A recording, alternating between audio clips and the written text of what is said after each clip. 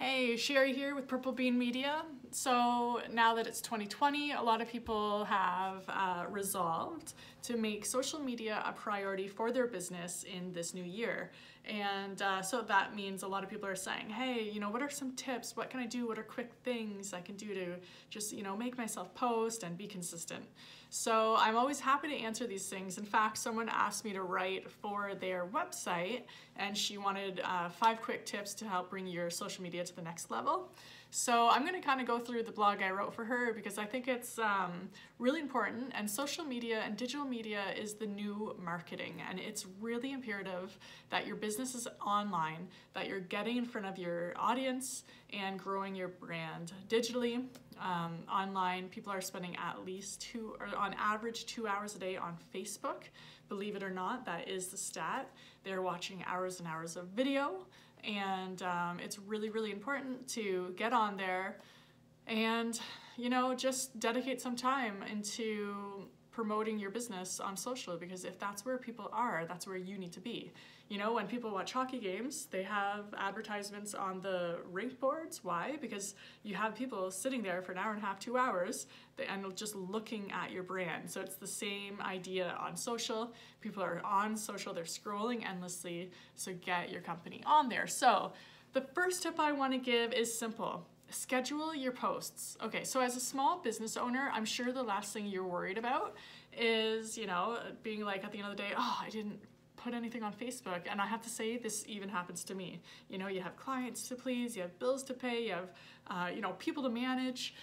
And sometimes I'm like, oh my gosh, I didn't post at all today. And this seems to be a common problem when I talk to business owners, and which is why a lot of times they just hire someone like me. They don't have to think about it at all, but if you're not quite there yet, scheduling your posts can really relieve this burden and this pressure that you feel. So the beauty thing about scheduling posts is if you're doing it on Facebook, Facebook has a native scheduler. You don't have to pay for it. It's free. It's under the publishing tools. That's really nice because you can just put your content out there, sit down for an hour on a Monday, figure it out for the week or for the month or whatever you want to do, put it out there and you don't have to think about it again. If you want to schedule the Instagram, LinkedIn, Google My Business, you probably will have to pay for some sort of a scheduler like Promo Republic or Hootsuite.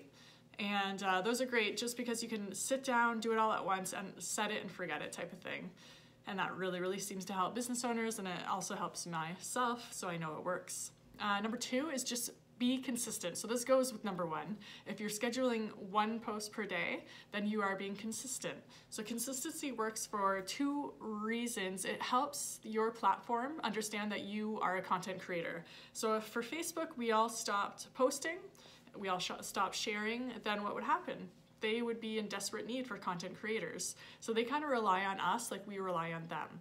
So consistency helps them to say, oh, this business has a lot to say. Okay, we want to put them a little bit more in front of people. The other thing is because the more you post, the more traction you will get. And I see this time and time again, specifically with video. I worked with a construction company and he put out a video and it got a few likes, and then the next week it was 25 views, and then it was 45 views, and it kind of climbed up to like 300 views. And that's the kind of stuff you really want to see. You want to see that increase. And the only way to really see that, besides doing paid ads, is to just be putting it out consistently so people know. The next thing I think will also relieve the burden of social media posting is create a team around you that you trust to post for you. A lot of people feel like it's on their shoulders alone, but if you have an assistant, if you have some other people in the office working for you or on the front lines, feel free to give them access to your pages and give them the creativity they need. This is really great for a couple of reasons. Again, 1, it shows a different perspective of. So I view my company as one thing, but when someone else comes, they're like, oh, this would be cool to see, because that's what they want to see. So these various factors become really, really great content. So consider giving other people the responsibility. Trust the people.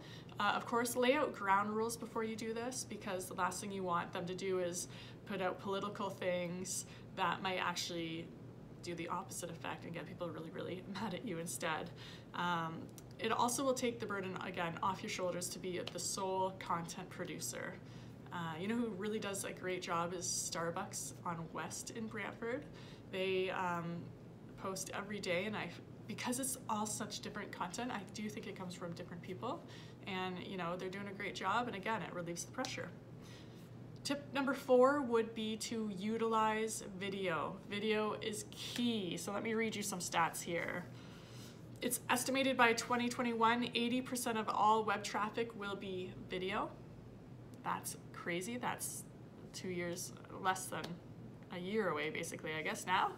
Facebook streams 4 billion videos daily, and people consume over 1 billion hours on YouTube daily. So video is super important. Video is key, and if you really want to make your digital marketing efforts worth it, build in to your posting video. And I'm telling you, it's worth it because video content will help you grow your brand. And the last tip is use stories. Stories is really, really fun. It's a little whimsical. It doesn't have to be these like well thought out posts. It's a little bit more like sneak peek into what's happening over here. And it doesn't have to be curated perfectly like posts need to be. It's more, it's just 15-second clips, or it's just, you know, people are scrolling through. It's just a lot easier. And I find that a lot of people love the stories features, especially now that Instagram connected Facebook stories. So it's literally one button, it goes to both stories. And again, people like consuming those quick videos, and story views are overtaking post views. So it's definitely something you need to put into your social media plan for 2020. So I hope these 5 tips really helped you. Again, if you're not online, you are missing out on huge opportunities. It is 2020 and everyone is online.